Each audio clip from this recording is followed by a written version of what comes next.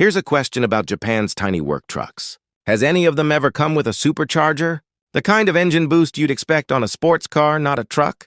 Take a second. What's your guess?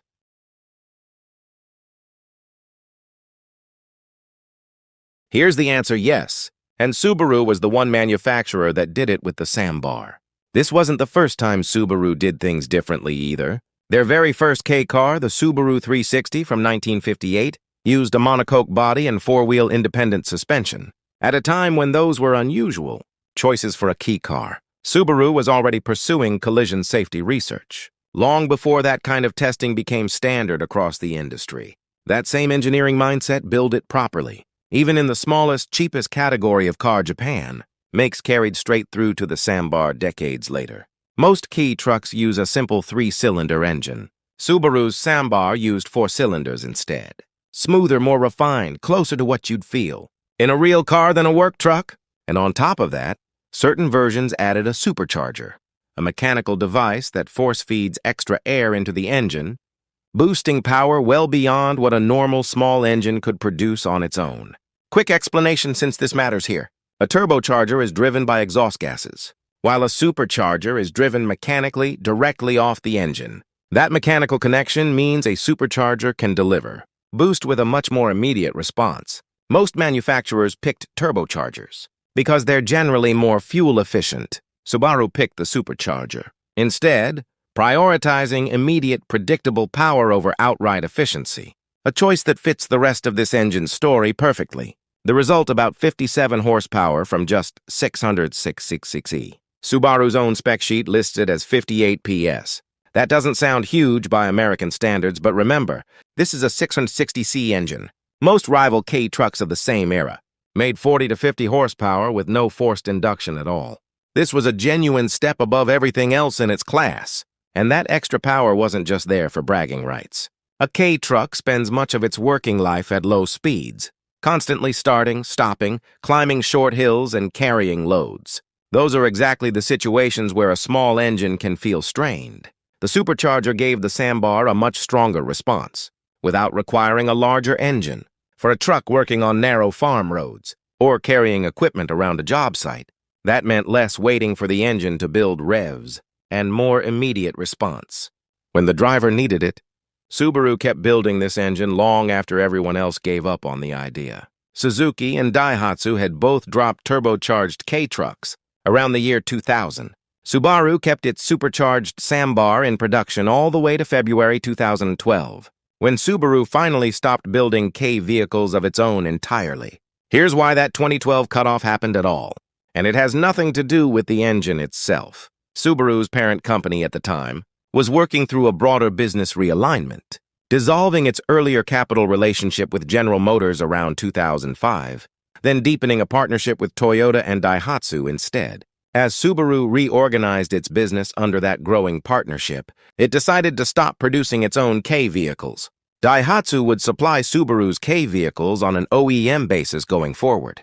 On April 10, 2008, Subaru made that decision official. The final generation kept rolling off the line for a few more years, until production actually stopped in February 2012. That date matters more than it sounds.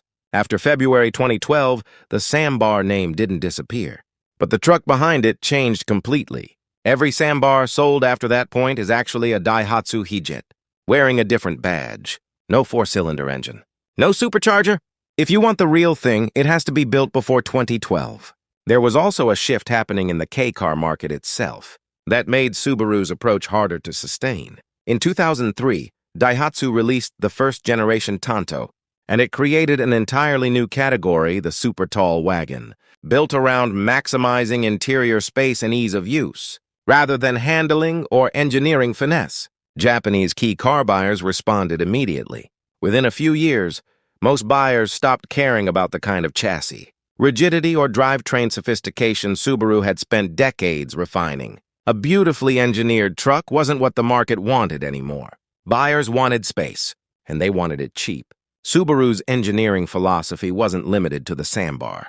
Around the same era, Subaru built a K car called the R1, a two-door city car that, on paper, made no financial sense. Subaru gave it a lightweight resin, Tailgate, sound insulation as thick as what you'd find on a full-size Impreza, Alcantara trim inside the cabin, liquid-filled engine mounts for smoothness, and a chassis stiff enough to handle 15-inch high-grip tires. Every one of these a feature you'd expect on a proper sports coupe, not a key car. That same instinct, build it right, whatever the segment, ran through the entire Subaru K-car lineup, the Sambar included. The suspension matched the engine's ambition, too. Most key trucks use simple, cheap suspension setups to save cost. The Sambar didn't. It used fully independent suspension on all four wheels, the same basic approach you'd find on a proper passenger car, not a budget work truck. There's a nickname. Japanese enthusiasts gave this specific version of the Sambar the Porsche of the farm roads. It's not just a joke about speed. Porsche's classic 911 puts its engine behind the rear axle, exactly like the Sambar does, an unusual layout that most car manufacturers avoid because it's harder to engineer well. Add a supercharged four-cylinder engine to that same rear engine layout in a tiny work truck built for rice paddies and narrow farm roads, and you get a genuinely odd combination. Proper sports car engineering, wearing overalls instead of a racing suit. There's a real-world reason this layout matters, and it comes straight from actual dealer experience. When a car won't start and needs to be loaded onto a flatbed, Japan's tight. Parking spaces often don't leave room for the flatbed to back all the way up. So a Sambar tows the dead car a short distance first, just enough to reach a spot where the flatbed's chain can hook on. For that kind of towing, an old rear-engine Sambar still beats anything newer. With the engine sitting directly over the rear wheels, the drive wheels stay planted even while pulling something heavy. Owners who have one talk about it differently than they talk about an ordinary work truck. One longtime owner put it simply, nothing like this will ever be built again. And once you understand that, you can't bring yourself to sell it. That's not nostalgia talking. It's a simple fact. This specific combination of engine and suspension is gone from the market for good. Worth being honest about the downside, too. Fuel economy suffers. Owners consistently report that the extra power comes with a real fuel penalty. Compared to the standard engine, if fuel economy is your top priority, this isn't the version for you. If you want the most interesting K-truck Subaru ever built, it is. One more honest point. For anyone actually considering an import, yes, the Supercharger can eventually wear out, just like any mechanical part. But replacement units genuinely exist in Japan's aftermarket. This isn't a truck that becomes worthless the moment one part fails. It just needs a mechanic who actually understands the system.